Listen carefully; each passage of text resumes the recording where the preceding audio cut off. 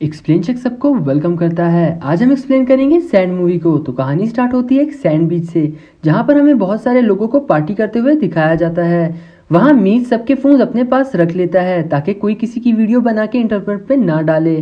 तभी वहां उन्हें एक अजीब और बड़ा सा अंडा नजर आता है, जिसे वो मस्ती करते हुए तोड़ देते हैं। और यही सब करते करते सुबह हो जाती है। सबसे पहले हम केली को देखते हैं, जो उठते ही एक परिंदे को देखती है जो रेत पर बैठती है, तो वो रेत उसे अपने अंदर ले जाती है।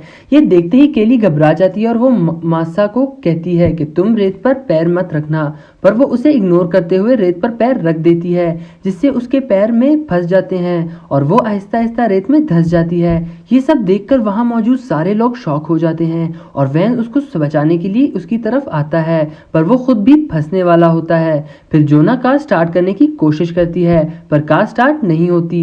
फिर मेज उसकी तरफ एक रस्सी फेंकता है जिससे वो बच सके, पर तब तक बहुत देर हो चुकी होती है। रेत उसे खा रही होती है और उसका चेहरा गलता जा रहा था, जिसके बाद उसे भी रेत अपने अंदर समा लेती है। और वहां मौजूद किसी को भी समझ नहीं आ रहा होता कि ये क्या हो रहा है। रात तक तो वो यहाँ अच्छी वाली पार्टी कर रहे थे और सुबह ये सब इन्हें समझ नहीं आता।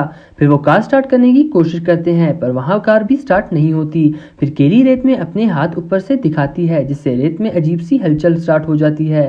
फिर हम इन्हीं के एक और दोस्त को देखते हैं जो कि ट्रैश कैन में फंसा होता है, और वो जागने के बाद सबको पुकारता है, लेकिन सब उसे वहां से निकलने के लिए मना करते हैं और उन्हें सब कुछ बताते हैं कि उसके कदम ना रखना वरना मारे जाओगे। और वो ये सब मजाक समझता है और मेज उसे झूठा दिलासा देते हुए कहता है कि 2 घंटे में हमारे पास मदद आ जाएगी, तब तक तुम इस ट्रंक में बाहर ना निकलना, जिस पर वो मान जाता है। अब इन्हें वहां काफी देर हो गई थी और बाकी पार्टी के लोग मर चुके हैं और ये भी इसीलिए बचे हुए थे क्योंकि इनकी रेत से कांटेक्ट नहीं था, जिस पर वो काफी दुखी होते हैं। इधर हमें गिलवर्ट को बहुत ज्यादा पेन होता है और वो कहता है कि मुझे यहाँ से बाहर निकालो, क्योंकि उसकी बॉडी जल रही होती है। तो वो उसे सनस्क्रीन फेंकते हैं ताकि उसे कुछ आराम आ जाए। तभी उन्हें वो अजीब सा अंडा नजर आता है जिसे उन्होंने 2 टुकड़ों में तोड़ दिया था। इसे देखकर उन्हें अंदाजा होता है कि उसे अंडे से कोई क्रिएचर बाहर निकला है, जिसने इस जगह के रेत को अजीब सा कर दिया है। और जब केली हॉट डॉग को दूर फेंकती है तो उन्हें पता चलता है कि ये मॉन्स्टर काफी बड़ा है और बहुत दूर तक फैला हुआ है।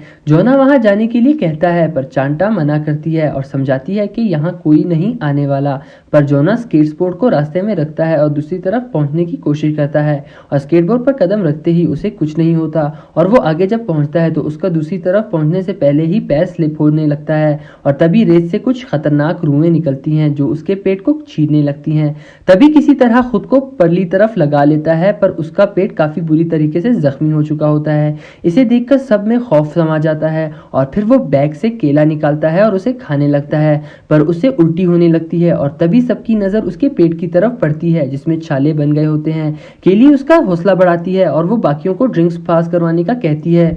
उसके ये चले बड़े होने लगते हैं जिससे उसे काफी दर्द होने लगता है और वहीं लेट जाता है और केली से अपने प्यार का इजहार करता है, जो कि काफी इमोशनल सीन होता है। फिर उन्हें अपने मोबाइल की याद आती है जो गाड़ी की डिग्गी में पड़े थे, लेकिन कार की डिग्गी खोलना भी एक अलग मसला था। पर वो चाबी लेकर चांडा की मदद से खोलने की कोशिश करते हैं, पर वो अपना हाथ उसमें फंसा बैठती है, जिस पर रोनी उसका हौसला बढ़ाता है और उसके खोलने की कोशिश करता है, जिस पर वो नाकाम हो जाता है। आखिरकार वो किसी तरीके से खोलने में कामयाब हो जाते हैं। तभी वहां बीच पेट्रोल का सुपरवाइजर आ जाता है, जिसकी वजह से रोनी को ध्यान भटक जाता है और फिसल जाता है उसका हाथ डिक्की के अंदर। इसी वजह से वो पेन से चिल्लाने लगती है। उधर वो सारे उस सुपरवाइजर को गाड़ी से उतरने से रोकते हैं और सारी बात बताते हैं, लेकिन वो उनकी बात को बिल्कुल नहीं मानता और यही समझता है कि उन्होंने ड्रग्स ले रखी है और रेत में चलने लगता है, जिसे देखकर वो सब हैरान हो जाते हैं क्योंकि वो रेत उसे कुछ नुकसान नहीं पहुंचा रही थी। और सारे एरिया की जो जायजा लेता है तो उसे काफी अजीब लगता है और कहता है कि मेरी टीम आएगी तो तुम्हें निकाल देगी। उसके बाद वो रोनी की उंगली को डिग्गी से निकालता है तो वो इस बात पर काफी गुस्सा होता है कि उसकी मदद क्यों नहीं कर रहा है कोई।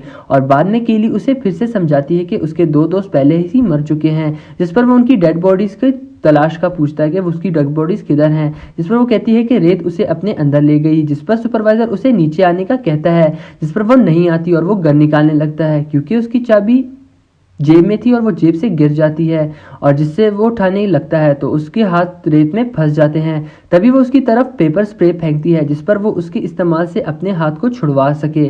तो उसका हाथ तो दो टुकड़े हो जाता है। इसे देखकर वो चिल्लाने लगता है और रेत में गिर जाता है और सुपरवाइजर रेत में समा जाता है। और वहाँ दूसरा साथी कहता है कि मुझे एक टॉवल चाहिए जिससे वो रेत पर चल सके, क्योंकि अभी उसने देखा कि किस तरह सुपरवाइजर जूतों की वजह से रेत पर चल रहा था, पर वो इस पैंतरिक में नाकाम हो जाता है जिसकी वजह से वो गिर जाता है और रेत से टेंटिकल्स निकलते हैं जो उसे आहिस्ता आहिस्ता खाने लगते हैं। लेकिन केली हिम्मत नहीं हारती और वो रेलिंग उठाने का कहती है।